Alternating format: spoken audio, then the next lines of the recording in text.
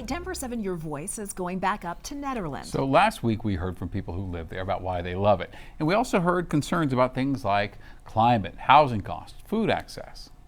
It's a little, it's small for how popular it's gotten. Prices are higher because of the transportation costs for the distributors who have to bring the food up. Denver7's Maggy Wolanske is getting answers from some of those in power about the resources available in this increasingly popular Colorado paradise.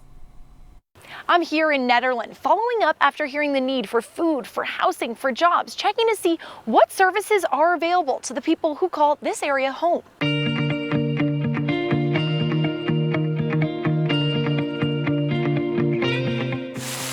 This is called Tosca kale. It's the big curly leaves. Having a green thumb also comes with a challenge. We're at almost 9,000 feet. Yeah. We're 8,000 something. So being able to grow is really exciting. Growing all this fresh produce. There's some baby pak choi coming there. I still have some more kale coming here. The tomatoes are still going. Goes to a helping hand. Behind us is the Nederland food pantry, where we have fresh produce, all kinds of, some just great food, locally grown. Tom Mahold is the food pantry's board chair. I'd say we're up 35% year on year.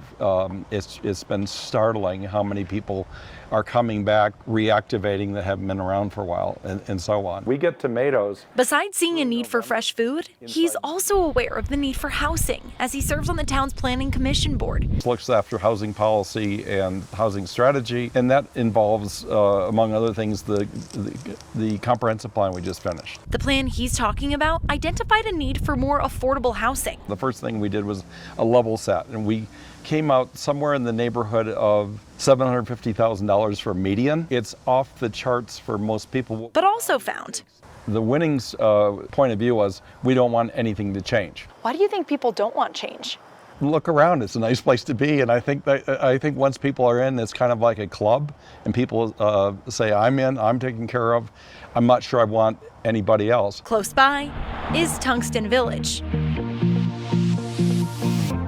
It's 26 units of affordable housing, which is between 30 and 60% AMI. Susanna Lopez-Baker, the executive director of the Boulder County Housing Authority, says this is just one of their properties in Nederland. So we own 4 total, and we have spent over $2 million in rehab work just in the last 3 years. Their units are in demand. And really across Nederland, all of our properties, all 50, have about a 98% vacancy, which is great, and that's exactly what we want to see, but it really does speak to the need. There's also that same, maybe thoughts that some people have, hey, this is my small town.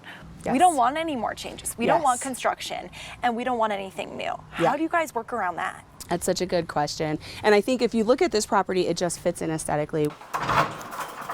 This is the one vacant unit. This is a 3-bedroom and 2-bath unit, so a really nice sized unit. This one would likely rent for about $2,200 for a 3-bedroom. Susanna says the need for more affordable housing was recognized by the community. So luckily in 2023, Boulder County voters passed the Affordable and Attainable Housing Tax, which will annually bring about $16 million of housing funding directly to our community. With these funds helping to keep the pipeline of projects going. Plans are in the works. We are currently working on our 2026 budget, and it's something that the commissioners will approve in December of this year.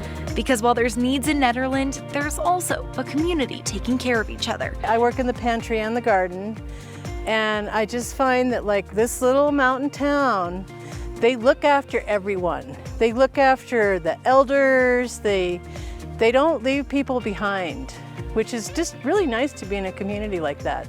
As your rural Colorado reporter, I am dedicated to sharing your stories and getting your voice heard. So if you have a story idea, feel free to contact me. You can email me at maggy.wolanske@denver7.com or scan the QR code on your screen. In Nederland, Maggy Wolanske, Denver7.